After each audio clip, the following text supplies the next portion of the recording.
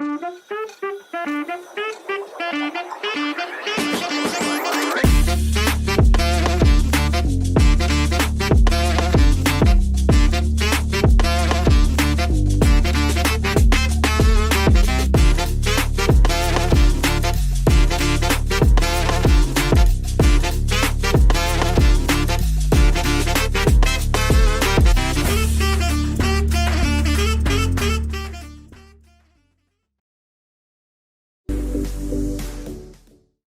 Tribuners, apa kabar semuanya? Semoga kalian baik-baik saja selalu ya.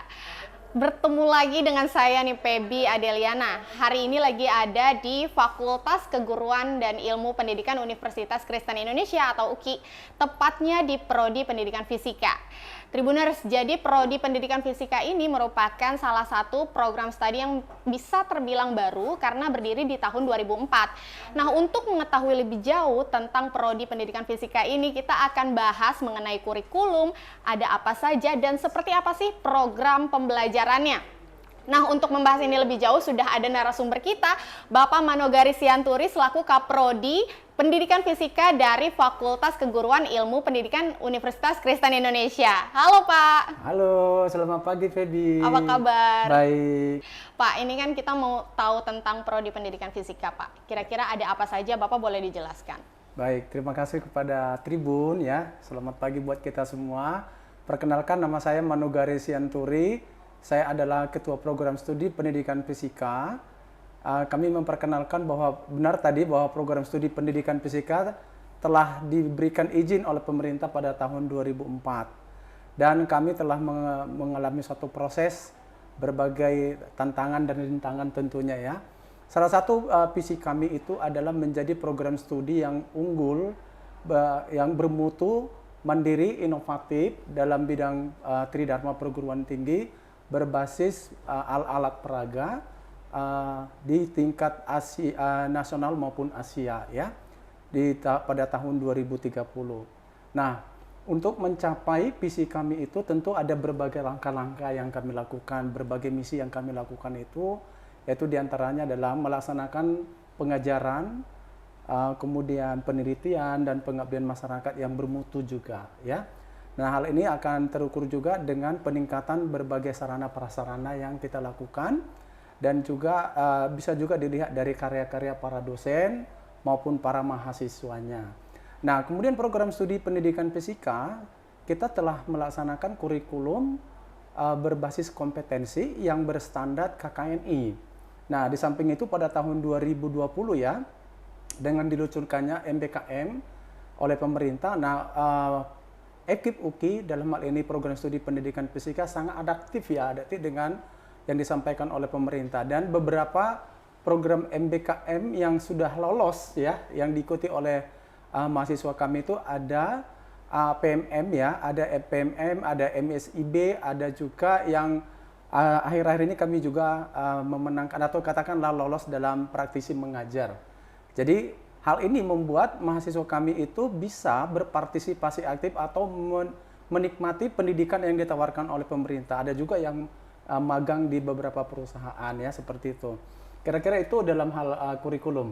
Oke, Pak. Ini kan kalau kita bicara tentang pendidikan fisika, yang dipelajari adalah material, berbagai jenis material, terus juga alat peraga segala macam. Nah, sebetulnya prospek kerjanya seperti apa sih, Pak? Oh ya, sebenarnya sesuai dengan profil ya, profil daripada lulusan kami tentunya yang paling utama atau the main lulusan kami itu adalah untuk menjadi guru, sehingga lulusan kami sudah ada yang menjadi guru di berbagai sekolah, baik yang berstandar nasional maupun yang internasional. Namun tidak menutup juga kemungkinan bahwa ada prodi kami, lulusan kami itu yang bekerja di bidang asisten riset, ya, asisten peneliti, dan ada juga sebagai entrepreneur gitu ya. Bahkan mungkin ada juga sih yang akhirnya bekerja di beberapa perusahaan. Ya, walaupun itu sebenarnya bukan tujuan dari Panda Prodi, tapi ada yang menerima karena alasan bahwa anak-anak kami dianggap kompetitif ya dengan prodi lain atau dengan universitas lain. Demikian Mbak. Ya. Berarti tadi sebagian besar jadi guru memang Jadi guru, diarahkannya ya Pak ya? ya, betul. Oke. Nah Pak ini ngomong-ngomong tadi kan sudah disinggung sedikit tentang kurikulum, terus juga prospek kerjanya. Belajarnya ngapain aja Pak? Ini banyak Tribuners yang mungkin masih belum tahu di rumah. Baik, ya belajarnya itu ya tentu kita mencoba menciptakan belajar mahasiswa kita itu supaya rileks ya, tidak terlalu tegang. Karena banyak yang menganggap, wah kalau belajar fisika itu kan, wah berat gitu ya. Ternyata tidak ya. Ini beberapa pengalaman mungkin saya sampaikan, ada beberapa mahasiswa kami itu kan kebetulan berasal banyak ya memang dari seluruh provinsi ya, tapi kebanyakan kami dari daerah 3T. Oke. Nah oleh karena itu ada mereka yang latar belakangnya atau backgroundnya bukan IPA, ada yang dari IPS, bahkan ada yang dari kejuruan ya. Tapi ketika mereka belajar di sini, kita menciptakan suasana yang enjoy, ya kan? Yang tidak tegang. Dan kebetulan juga dosen-dosen kami kan masih relatif muda-muda, jadi buat mereka itu enjoy gitu belajar di prodi kami, sehingga mereka tidak mengalami masalah, walaupun mereka bukan berlatar belakang dari IPA. Jadi buat adik-adik ya, jangan takut untuk belajar pendidikan fisika di FKIP UPI, kami akan mendidik kalian dengan baik gitu ya.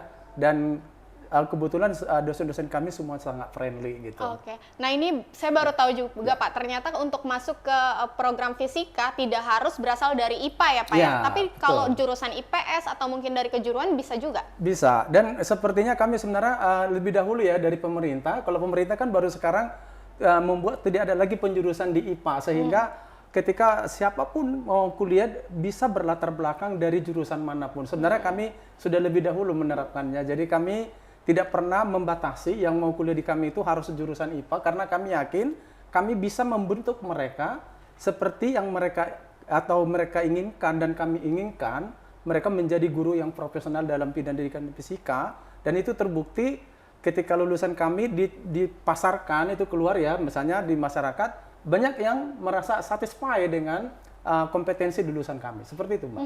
Berarti dari mana saja bisa, dan siapa saja juga bisa. Betul. Pak Mano, ini ngomong-ngomong, apa sih yang jadi keunggulan dari prodi fisika di UKI dengan prodi fisika di kampus lain, Baik. Pak? Keunggulan kami itu banyak ya, tapi yang paling dominan keunggulan kami itu adalah kami itu mencoba memberikan kepada mahasiswa kami itu tidak belajar hanya melulu teori. Jadi dari teori yang mereka terapkan, mereka harus mampu mengejawantahkan apa yang mereka pelajari secara teori dengan membuat alat-alat peraga. Nanti kita akan lihat Mbak ya, nanti di lab ya, bagaimana alat-alat peraga yang sudah mereka ciptakan. Ada alat-alat peraga itu berupa seperti bagaimana membuat ya, kan ini adik-adik mungkin yang di SMA kan hanya tahu teori. Benar nggak sih matahari bisa menghasilkan listrik? Benar nggak sih matahari itu bisa menghidupkan lampu gitu ya? Dan ini sudah kita lakukan. Kita bawa ya ke sekolah, kita pertunjukkan kepada anak-anak SMA, wah mereka sangat satisfied dengan apa yang dikerjakan oleh mahasiswa kita gitu Mbak. Jadi nanti kita lihat ada banyak jenis-jenis alat peraga yang sudah dihasilkan oleh mahasiswa kami. Oke, berarti artinya mahasiswa di UKI menciptakan alat peraga yang kemudian disalurkan kepada adik-adik di sekolah-sekolah begitu? Betul, iya. Jadi kami sering ada melakukan namanya roadshow to school gitu ya. Jadi adik-adik kami mencoba memperagakan, memberikan kepada edukasi kepada adik-adiknya di sekolah. Ini loh bahwa fisika itu ada di sekitar kita. Jadi fisika bukan hayalan, tapi fisika ada dalam kehidupan nyata, dalam kehidupan kita. Itu rutin setiap tahun berarti ya Pak? Oh, setiap semester kita melakukan roadshow. Ya, di sekolah-sekolah wilayah Jakarta? Sebenarnya kita menjangkau Jabodetabek dulu ya, walaupun kami pernah sih sampai ke Jogja. Wow. Ya. Oke, sampai ke Jogja lumayan jauh juga betul, ya. Pak, saya jadi penasaran nih mau lihat-lihat kira-kira ada fasilitas, sarana apa fasilitas aja? apa? Tentu banyak ya adik-adik ya. Fasilitas yang ada di UKI tentunya yang paling terkenal dengan UKI kan bahwa lokasinya kan sangat strategis ya. Adik-adik itu bisa datang dari berbagai penjuru ya, terutama misalnya dari daerah Bogor, Depok, Tangerang, Bekasi gitu ya. Itu kan pusat moda transportasi itu kan di UKI itu banyak banget. Jadi adik-adik jangan takut ya datang ke UKI, karena adik-adik dijamin tidak akan kesasar gitu ya.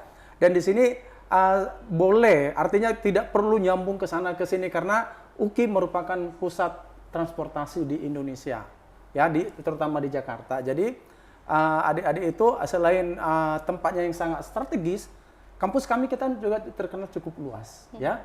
Jadi di sini ada fasilitas olahraga seperti sepak bola, futsal, kemudian bahkan basketnya ya itu berstandar internasional gitu ya. Kemudian kita juga ada fasilitas Sport Health Center (SHC) ya, yang nanti bisa dilihat di lapangan dan masih banyak lagi tentunya ya. Jadi ada banyak dan termasuk juga bagaimana kalau adik-adik misalnya nih sakit nih, ada nggak pusat klinik? Oh ada. Jadi kita juga ada pusat klinik dan di UKI juga ada pelayanan satu atap loh Mbak.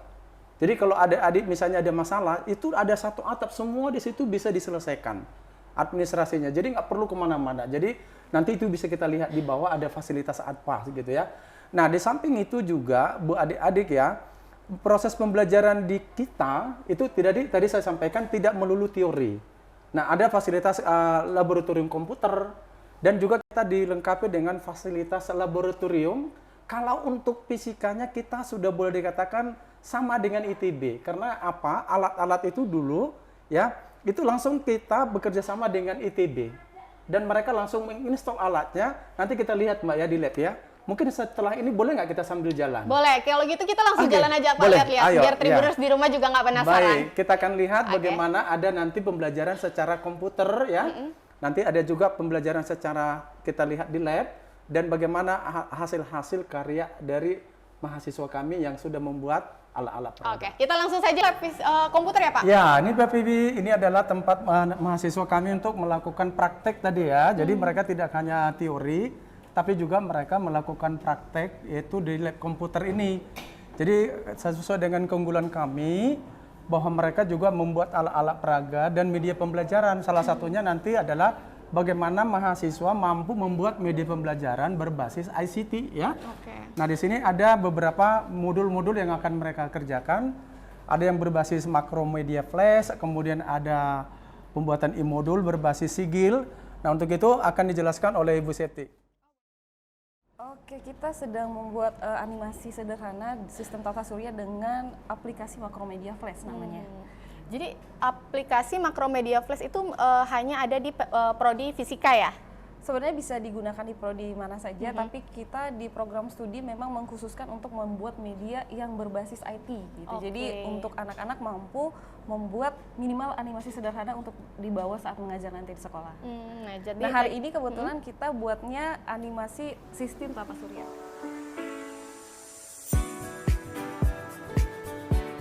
Jadi tujuannya supaya anak-anak ini setelah selesai nanti jadi guru bisa membuat media pembelajaran yang mendukung pembelajaran fisika. Jadi yang kita buat ini adalah buku elektronik atau e-book atau e-modul. Jadi isinya adalah modul tapi yang lebih diperkaya. Jadi seperti ini ada modul yang sudah dibuat begitu, tapi kita bisa perkaya dengan media video, kemudian ada gambar, ilustrasi. Kemudian bisa juga kita masukkan praktikum-praktikum virtual yang sudah ada. Jadi ini bisa kita masukkan, misalnya ini ada dari praksi lab, jadi bisa kita hubungkan.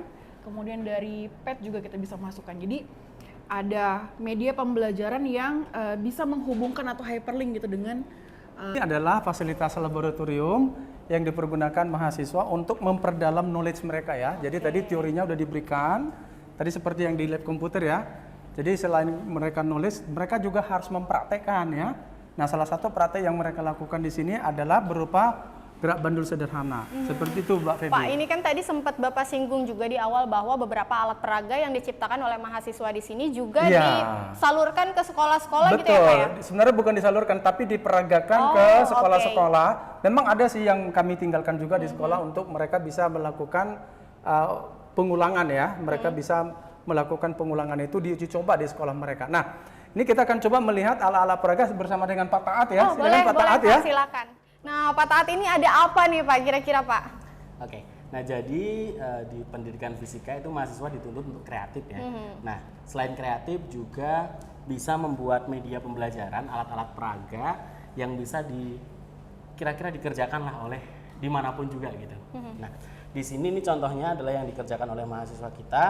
Ini menjelaskan prinsip pertukaran energi, perpindahan energi kan bisa dirubah ke bentuk lain. Nah ini dari energi matahari diubah ke energi gerak. Nah jadi nanti ini pakainya sel surya. Oh, ini panel surya ya, Iya, Pak ya? panel surya yang kalau yang gede itu bisa untuk jadi PLTS, Oke. listrik tenaga surya. Nah, cuman ini yang versi kecilnya gitu kan, untuk biar lebih mudah diperagakan dan siswa-siswa SMA atau SMP itu lebih masuk di otak gitu, kalau oh ternyata energi bisa diubah dari energi matahari ke energi gerak atau ke energi listrik lainnya kayak gitu. Berarti ini tanpa baterai juga ya, Pak ya? Iya, ini bisa tanpa baterai bisa bergerak asal ada matahari. Nah, ini Oke. makanya ditunjukkan ya kalau di sini baterainya kosong kayak gitu kan. Nyalainnya ini kan udah di matahari nih, udah siap Iya. coba. Nah, jadi gini, ini kan matahari kena ke sel surya gitu, nanti sel suryanya akan menghasilkan listrik. Nah, listriknya itu digunakan untuk muter dinamo nih, Oke. yang nanti akan menggerakkan roda-roda mobilnya. Nah, kira-kira prinsip mobil listrik lah kayak gitu ya. Tapi ini pakai sel surya, nggak pakai baterai nih, gitu kan. Oke. Nah, ini kebetulan banget nih mataharinya lagi Lumayan. oke ya sinarnya ya. Kita tes, langsung kita tes, Boleh, boleh Kak? langsung Pak, coba. Oke. Oh, Ini bisa oke. minum anak-anak juga dong Pak Tat ya?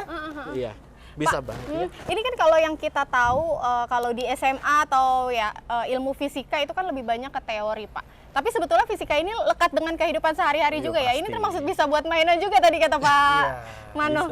Bisa. Gimana? Bisa banget gitu ya, bisa banget untuk mainan anak-anak, apalagi mainan edukatif gitu ya. Oke. Bermain dan sambil belajar kayak gitu. Tapi Pak sebetulnya kalau udah tahu ilmunya ini tuh susah nggak sih Pak? Enggak, gampang. Gampang ya? Gampang banget. Cuma butuh apa Pak Ini kira-kira? cuma butuh ini sel surya, beli di marketplace banyak gitu. Terus kemudian ada dinamo, terus kemudian ada kayu-kayu doang kan ya, kayu-kayu sama kabel gitu kan.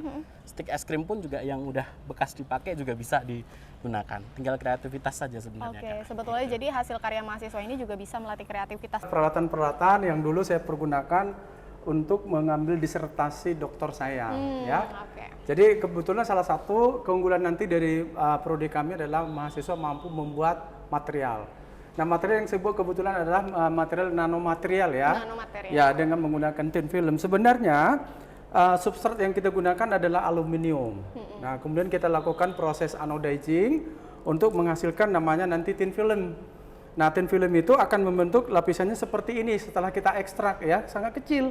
Namanya juga tin film. Jadi itu namanya adalah lapisan yang sangat tipis.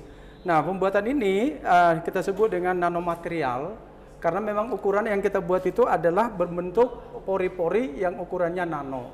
Nah, jadi ini semua alat-alat yang kita gunakan. Jadi sebenarnya prodi pendidikan fisika memiliki dokter yang mampu menghasilkan alat material yang nanomaterial. Nah, kemudian juga sebenarnya Mbak Febri ada dua dosen kami juga yang sedang ongoing S3. Yang tadi ada Pak Taat ya, itu juga lagi ongoing di ITB ya S3-nya, dan juga ada Ibu Faradiba yang ongoing S3 juga di IPB. Nah, Ya, dosen-dosennya jadi- nggak bisa diragukan lagi nih dosennya jadi. nggak perlu diragukan, jadi adik SMA ya kalau mau Oke. kuliah fisika baik pendidikannya maupun sains, ini tempat yang paling pas untuk adik-adik semua. Oke. Pak Mano, terima kasih sekali. Tadi kita sudah dikasih kesempatan untuk jalan-jalan, lihat-lihat fasilitas sama kegiatan apa saja untuk mahasiswa-mahasiswa di Prodi Pendidikan Fisika ini, Pak. Tapi ngomong-ngomong sebelum kita sudahi hari ini nih, Pak, katanya teman-teman dari mahasiswa Prodi Pendidikan Fisika mau ada sesuatu nih. Ya, kami akan melakukan suatu yel-yel dari Prodi Pendidikan Fisika UKI ya. Boleh, Oke, langsung aja, baik. Pak. Oke. Prodi Pendidikan Fisika UKI. Jaya. Iya, Tribuners, itu dia sesi wawancara kita hari ini. Tadi sudah dengar sendiri kabarnya ya, informasinya seperti apa. Mudah-mudahan bisa membuka wawasan kalian nih di rumah yang lagi cari alternatif maksud saya referensi kampus-kampus untuk kuliah nanti. Kita sudahi dulu sesi video hari ini, tapi jangan lupa saksikan di next video selanjutnya karena akan ada kabar-kabar menarik lain. Tetap bersama Tribun Jakarta. Feby Adeliana undur diri. Terima kasih.